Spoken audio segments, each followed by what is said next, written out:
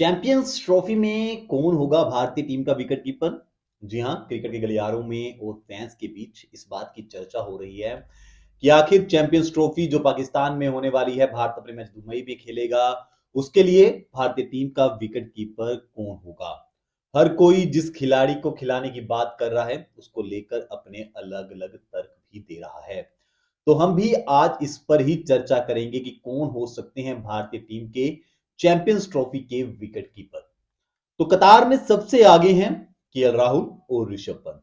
आखिरी बार भारतीय टीम ने श्रीलंका के खिलाफ जब वनडे सीरीज खेली थी साल 2024 में, तब जो दो विकेट कीपर स्क्वाड में चुने गए थे वो ये दोनों ही थे। अब इसके अलावा एक और खिलाड़ी का नाम भी जो है वो दौड़ में आ रहा है। ये नाम है संजू सैमसन का। क्योंकि संजू सैमसन ने टी20 में जिस तरीके का सराहनीय प्रदर्शन किया वो काबिले तारीफ था। 3 शतक लगाए उन्होंने टी20 में, इस दौरान जिसके कारण आज उनके नाम पर चर्चा होना जरूरी हो गया है। तो एक एक कर तीनों खिलाड़ियों पर बात कर लेते हैं। सबसे पहले बात कर लेते हैं केएल राहुल की। केएल राहुल का टीम में लगभग चुने जाना जो है वो तय है। केएल राहुल ने नंबर 5 पर खेलते हुए प्रदर्शन भी शानदार किया है। केएल राहुल के वनडे करियर के आंकड़े भी इस बात की गवाही भरते हैं कि उन्हें टीम में चुना जाना चाहिए। उन्होंने 77 मैच खेले हैं वनडे। इसमें उन्होंने 72 पारियों में 2851 रन बनाए हैं। औसत उनका रहता है 49.15 का। इसके अलावा नंबर 5 पर उनके आंकड़े और भी दमदार और शानदार हो जाते हैं। नंबर 5 पर उन्होंने 30 पारियां खेली हैं, 1259 रन बनाए हैं। औसत उनका 57.23 का रहता है। और स्ट्राइक रेट जिसको लेकर सवाल खड़े होते हैं, इस दौरान वो भी 95.45 का उनका स्ट्राइक रेट रहता है। 2024 में उन्होंने महज 2 ही पारियां खेली, जिसमें वह कुछ खास तो नहीं कर सके। लेकिन 2023 में उनके वनडे करियर जो था वो शानदार रहा था। 2023 के आंकड़ों पर नजर मार लेता हूँ। 24 पारियां उन्होंने खेली थी, 1060 रन बनाए थे, 66.25 की उनकी औसत रहती है। रिसेंटली बॉर्डर गवास्कर में अगर हम उनकी फॉर्म देखें तो वहां पर भी अच्छी रही। हालांकि वो इतना कैपिटलाइज अपनी इस फॉर्म को नहीं कर सके जैसी उन्होंने सीरीज में शुरुआत की थी। इसके अलावा एक और चीज जो उनके पक्ष में जाती है वह यह है कि किसी भी नंबर पर बल्लेबाजी कर सकते हैं। ओपनिंग करानी है ओपनिंग करा लो, 4 पर खिलाना है 4 पर खिला लो, 5 पर खिलाना है 5 पर खिला लो। अब बात कर लेते हैं दूसरे विकेट कीपर की, जिसे चुना जा सकता है ऋषभ पंत। ऋषभ पंत 2023 विश्व कप की टीम का हिस्सा नहीं थे, क्योंकि चोटिल थे वह उस वक्त। अब चैंपियंस ट्रॉफी में की टीम में चुने जाने की कतार में हैं। कौन से कारण हैं जिसे लगता है कि ऋषभ पंत को टीम में चुना जा सकता है? उनमें से पहला कारण जो प्रमुख कारण मुझे नजर आता है कि मिडल ऑर्डर में लेफ्ट हैंडेड बल्लेबाज की कमी भारतीय बैटिंग ऑर्डर में देखने को मिलती है। अगर आप 1 से 6 तक के बल्लेबाजों के नजर मारे, अगर उसमें जायसवाल ओपनिंग नहीं करते हैं तो आपको कोई भी बल्लेबाज जो है लेफ्ट हैंडेड नहीं दिखेगा।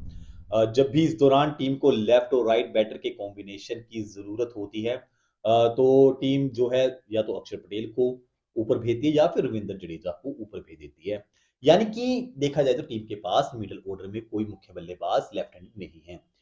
इसलिए अब टीम एक परमानेंट तौर पर चैंपियंस ट्रॉफी के लिए एक मिडिल ऑर्डर बल्लेबाज देख सकती है। तो ऐसे में ऋषभ पंत का नंबर टीम में बन सकता है, जो कि लगभग लगभग मुमकिन भी नजर आ रहा है। इसके अलावा दूसरा जो फैक्टर नजर आता है वो है स्पिन पर अटैकिंग बल्लेबाजी। ये हम हमेशा देखते हैं, टेस्ट में हमने खासकर देखा है कि स्पिन पर जिस तरीके से चढ़कर जो है ऋषभ पंत खेलते हैं। तो वहीं दूसरी तरफ पिछले कुछ समय में अगर हम नजर दौड़ाएं, भारतीय बल्लेबाजों की सबसे बड़ी कमजोरी जो रही है वो है स्पिन को खेलना। अ, 1 से लेकर 6 तक जितने भी बल्लेबाज हैं वो स्पिन के सामने फंसते हुए नजर आए हैं। श्रीलंका की सीरीज इसकी उदाहरण थी। सारे बल्लेबाज लगभग स्पिन गेंदबाजी के सामने जो है घुटने टेकते हुए नजर आए। ऐसे में एक अगर अटैकिंग बल्लेबाज मिडिल ऑर्डर में हो जाए, तो आप कहीं ना कहीं स्पिन पर दबाव बना सकते हैं। और वो विकल्प आपको सिर्फ और सिर्फ विकेट कीपर ऑप्शन में ऋषभ पंत ही देते हैं। डोमिनेट करके खेलते हैं। टीम में उनके जो है 15 में चुन सकती है, मेरे को लगता है कि प्लेइंग 11 में भी खिला सकती है, लेकिन 4 पर खेलेंगे 5 पर खेलेंगे वो बाद में डिसाइड टीम कर सकती है। अगर वहीं पर आंकड़ों से देखा जाए ऋषभ पंत को, तो आंकड़े इस बात की गवाही नहीं भरते हैं कि उन्हें टीम में चुना जाए, क्योंकि आंकड़े उनके वनडे में बिल्कुल भी अच्छे नहीं हैं। अभी तक जो है वो वनडे फॉर्मेट में अपना वो इम्पैक्ट नहीं छोड़ पाए हैं जो उन्होंने टेस्ट फॉर्मेट में इम्पैक्ट छोड़ा है। वनडे के करियर पर एक नजर दौड़ा लेते हैं उनके। 27 मैच उन्होंने खेले हैं, 871 रन है, औसत 33.50 का है, स्ट्राइक रेट 106 का है। ये आंकड़े पंत के लिए टीम में खेले जाने की गवाही नहीं भर रहे हैं, लेकिन अब कुछ क्रिकेट एक्सपर्ट का ये भी मानना होता है कि कुछ खिलाड़ियों को आप महज आंकड़ों से नहीं तोड़ सकते हैं।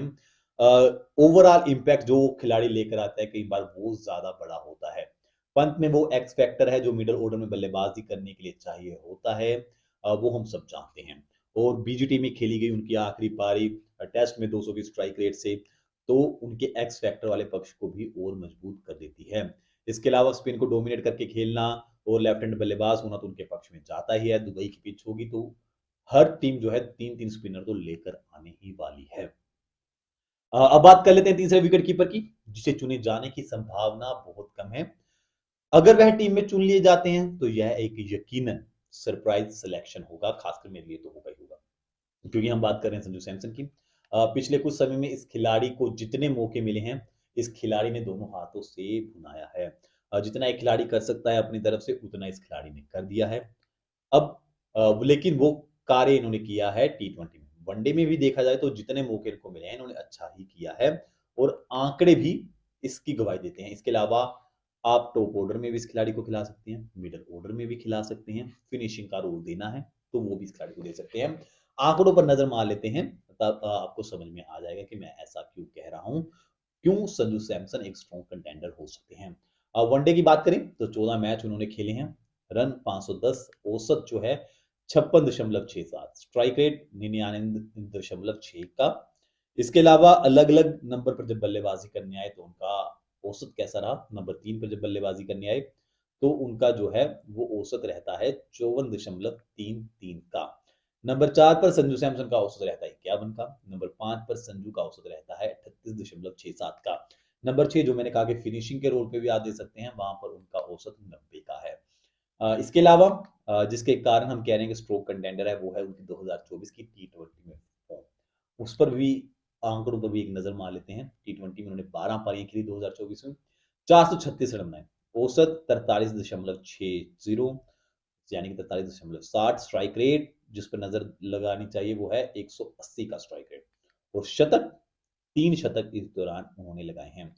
आंकड़े आपने देख लिए, अब क्या कहकर आप इस खिलाड़ी को बाहर कर सकते हैं। अब आपको तीनों के आंकड़े पता चल चुके हैं कि कौन खिलाड़ी कहां पर है, और फिर अब आप बताइए कि कौन से खिलाड़ी को जो है वो टीम में चुना जाना चाहिए। क्या दो ही खिलाड़ी चुने जाएंगे टीम में और दो में सिर्फ एक ही खिलाड़ी जो है हमें प्लेइंग 11 में देखता हुआ खेलता हुआ नजर आएगा, यानी कि ऋषभ पंत और के राहुल में से एक खिलाड़ी प्लेइंग 11 में नजर आएगा, या फिर दोनों खिलाड़ी ही प्लेइंग 11 में हो सकते हैं कि नंबर 4 पर ऋषभ पंत हो जाए, नंबर 5 पर के राहुल हो जाए। इसके अलावा क्या ये भी हो सकता है कि ओपनिंग स्लॉट में संजू सैमसन को यहाँ पे भी ट्राई कर ली जाए, क्योंकि टी20 में तो वो अच्छा खेल रहे हैं और गिल की जो फॉर्म है, जो तलवार गिल पर लटक रही है, तो क्या ये एक सरप्राइज को ले सकते हैं सिलेक्शन टीम के। हम संजू सैमसन को टीम में रखेंगे, उनको हम ओपनिंग में चांस दे देंगे, ओपनिंग संजू सैमसन करिए रोहित के साथ, नंबर 4 पर पंत आए, नंबर 5 पर के राहुल आए। हालांकि ऐसा होने की संभावना जो है वो बहुत कम है, क्योंकि टीम मेरे को लगता है कि जो इस्टेब्लिश बल्लेबाज हैं यानी कि गिल होंगे वो होंगे, बैकअप जो होंगे ओपनर होंगे वो होंगे जायसवाल, नंबर 4 पर अय्यर पहले होंगे, उसके बाद टॉसअप होगा ऋषभ पंत और के राहुल के बीच में। तो ये थी मेरी राय। अब आप इस पर क्या सोचते हैं कि कौन से विकेट कीपर चुने जाने चाहिए, आप अपनी राय कमेंट बॉक्स में दीजिए। धन्यवाद।